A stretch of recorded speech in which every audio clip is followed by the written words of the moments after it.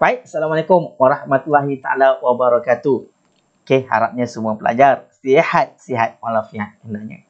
Baik, alhamdulillah kita kembali lagi untuk meneruskan pembelajaran dan juga pengajaran kita untuk geografi tingkatan 3. Baik, seperti yang pelajar boleh tengok di atas ni, hari ini kita akan masuk bab 9. Apa itu bab 9? Okey, mari kita tengok bab 9 ni berkaitan dengan apa. Okey, itu dia bab 9. Tak nampaklah cikgu halang. Sabar tu subuh. Tak sabar nanti cepat masuk kubur. Allah halang gurau je deh. Baik, itu dia bab 9. Berkaitan dengan sumber jadi dan juga kegiatan ekonomi utama di dunia. Dan untuk video pada kali ini saja, kita akan masuk pada subtopik 9.1. Apa itu subtopik 9.1? Itu dia. 9.1 berkaitan mengenal pasti sumber semulajadi utama di dunia. So, pada video kali ini, pelajar tengok berulang kali nanti kita nak kenal pasti apakah sumber semulajadi utama di dunia. Okey, kalau ikutkan sini ada 9.1, 9.2, 9.3, 9.4 dan 9.5. Ada 5 subtopik. Dan hari ini kita selesaikan subtopik 9.1 sahaja. Baik, ini dia. 9.1 tadi. Taburan sumber semulajadi utama di dunia. Kita nak lihat. Baik. Ini dia. Taburan sumber semulajadi utama di dunia. Baik. Sebelum itu kita lihat. Sumber tenaga utama di dunia ni kita boleh bahagikan kepada dua bahagian. Iaitu sumber tenaga bahan bakar dan juga sumber tenaga alternatif. Okey, apa beza antara sumber tenaga bahan bakar dan juga sumber tenaga alternatif ni? Okey, kita tengok tu. Yang pertama, sumber tenaga bahan bakar ni yang menggunakan bahan semula jadi untuk jadikan sebagai bahan bakar untuk menggerakkan industri, menggerakkan sektor-sektor perkilangan dan juga ada yang digunakan untuk menggerakkan pengangkutan ataupun kenderaan. Okey. Sumber tenaga bahan bakar ada 3 sahaja, iaitu petroleum, gas asli dan juga arang batu. Jadi 3 sumber semula jadi ini, 3 sumber semula jadi yang digunakan untuk sebagai bahan bakar. Manakala sumber tenaga alternatif pula ada 5. Dan nama pun sumber tenaga alternatif bermaksud ianya adalah sebagai ganti kepada sumber tenaga bahan bakar. Kenapa perlu adanya sumber tenaga alternatif? Sebab seperti kita belajar sebelum ni, sumber tenaga bahan bakar ni sekiranya digunakan secara berterusan, ianya akan kehabisan. Jadi kalau habis nanti, macam mana kita nak menggerakkan industri kita? Macam mana kita nak membangunkan tenaga kita? Negara kita? Macam mana kita nak menggerakkan kenderaan? Sebab itulah adanya sumber tenaga alternatif untuk sebagai pengganti pada sumber tenaga bahan bakar. Dan juga sumber tenaga alternatif ni perlu kerana kita tahu bahawa sumber tenaga bahan bakar ini sekiranya digunakan ianya ada kesan. Ada kesan yang tidak elok untuk jangka masa panjang. Sebab itulah diwujudkan sumber tenaga alternatif, pilihan lain untuk mengelakkan ataupun mengurangkan kesan kepada alam sekitar utamanya. Baik, sumber tenaga alternatif ada 5, iaitu ombak, angin, geoterma, air, suria dan juga biomas. Dan kesemua ni, sumber tenaga bahan bakar dan juga sumber tenaga alternatif ni, kesemuanya adalah menggunakan bahan semula jadi. Cuma bezanya, yang pertama tadi, dia ada efek, dia ada kesan dia. Yang kedua ni, kuranglah kesan dia. Baik. Boleh faham So, ingat, 2 kategori sumber tenaga utama di dunia. Baik, yang ini pula menunjukkan bahawa lokasi sumber tenaga utama di dunia. Kita boleh lihat peta ni, gas asli. Sumber utama dia banyak didapati di Amerika Syarikat. Bukan masuk negara lain tu tak ada.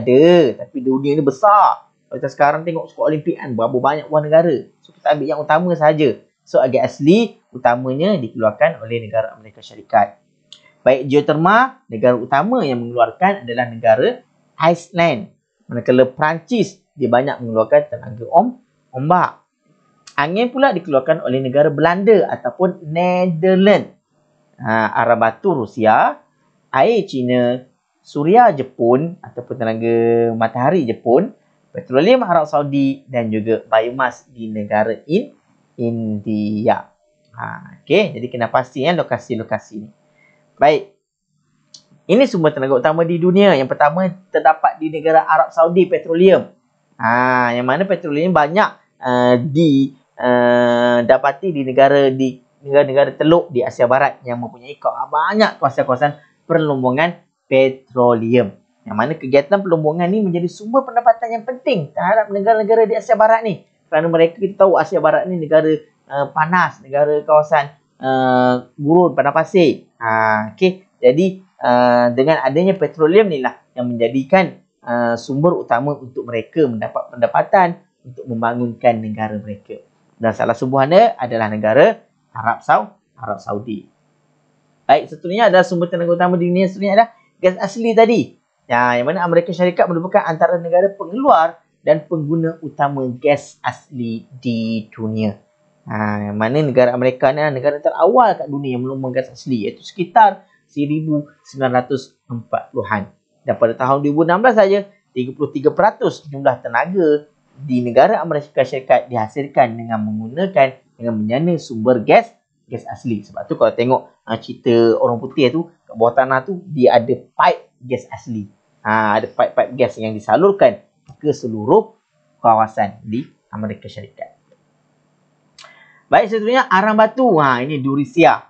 Rusia mempunyai simpanan arang batu terbesar dunia selepas negara Amerika Syarikat. Hampir 14% keseluruhan tenaga dijana oleh arang batu di Rusia.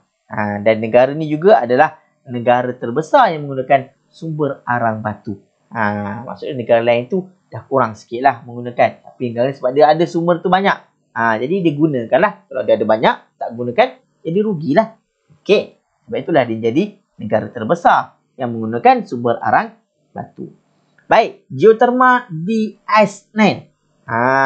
Iceland ni sebuah negara yang terkenal dengan sumber tenaga geoterma. Kerana kawasan negara dia terletak di kawasan gunung berapi yang masih aktif. Apa tu tenaga geoterma ni? Geoterma ni menggunakan kolam air bawah tanah yang dipanaskan oleh magma. So, apabila kolam air panas ni dia capai tahap takap dia, so ada wap air yang terhasil. Jadi dia menggunakan tenaga wap inilah, wap panas ni yang meresap, yang muncul ke bumi ni, yang keluar ikut rekan-rekan ni membentuk perigi air panas ataupun geyser. Namakan geyser. Jadi negara ni dia menggunakan kolam geoterma atau kolam air bawah tanah yang dipanaskan oleh magma ni untuk dia menghasilkan tenaga. Kegunaan sumber tenaga ini telah diperluaskan seperti ke kilang, memanaskan kolam renang, rumah hijau dan mencairkan ais. Jadi konsep dia menggunakan kolam wap air panas untuk menghasilkan tenaga elektrik. Kat Belanda pula ataupun Netherlands, tengok cantik kan di tepi-tepi laut dia tu. Itu kincir angin. Tenaga angin digunakan untuk menjana elektrik dengan memasang turbin angin di tempat lapang, luas dan terdapat tiupan angin yang kuat, stabil dan berterusan. Maksud dia tak boleh bina sesuka hati. Dia kena pasti kawasan tu mesti kawasan yang luas, yang lapang. Okay. Dan kawasan tu juga mempunyai halaju angin yang kuat, yang stabil, yang konsisten. Barulah dia buat. Kalau buat kat tempat Samborono je, pakai buat je, angin tak ada, jadi rugilah. Okay. Namun kini kipas-kipas angin yang lebih moden digunakan untuk menghasilkan tenaga elektrik di negara Belanda ni dia. Inilah maksud dia. Menjadi satu dari tarikan pula, cantik kan, besar. So bila angin bergerak, kipas ni berpusing.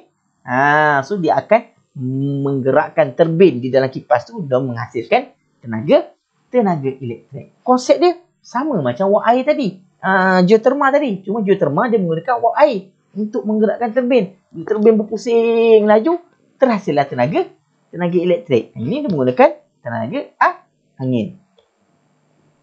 Ini pula ombak di Perancis. Okay. Kedudukan negara Perancis yang menghadap lautan Atlantik yang mempunyai tiupan angin yang kuat membolehkan negara itu menggunakan tenaga ombak untuk menjana kuasa elektrik. Konsep dia pun sama juga, tetapi air ombak yang naik turun yang menghempas itu ni menggerakkan turbin menghasilkan tenaga elektrik. Yang mana Perancis ni merupakan negara pertama di dunia yang menggunakan kaedah penggunaan tenaga ombak. Dia tengok ombak dia kuat itu ini kan. Jadi apa salahnya digunakan, dibuat inovasi untuk menggunakan tenaga ombak itu, tenaga kinetik berombak yang beralun itu untuk menghasilkan tenaga elektrik. Baik, ini sebenarnya Jepun. Jepun merupakan negara pengeluar tenaga suria serta negara pengeluar sel fotovoltaik. PV lah yang terbesar di dunia. Okey, kita panggil dia PV ataupun alat fotovolta. Mana alat fotovolta ni bentuk persegi ni, dia panel suria ni digunakan untuk memerangkap haba daripada sinaran matahari itu dan ditukarkan sinaran matahari itu kepada tenaga elektrik. Bijak tak? Bijak teknologi dia. Tenaga suria digunakan untuk memanaskan air di rumah, untuk nyalakan lampu, hidupkan radio, televisyen, banyaklah. Dan ada juga tenaga suria yang digunakan untuk gerakkan kenderaan. Pun ada kan, nampak teknologi dia. Canggih. Baik, seterusnya air di China.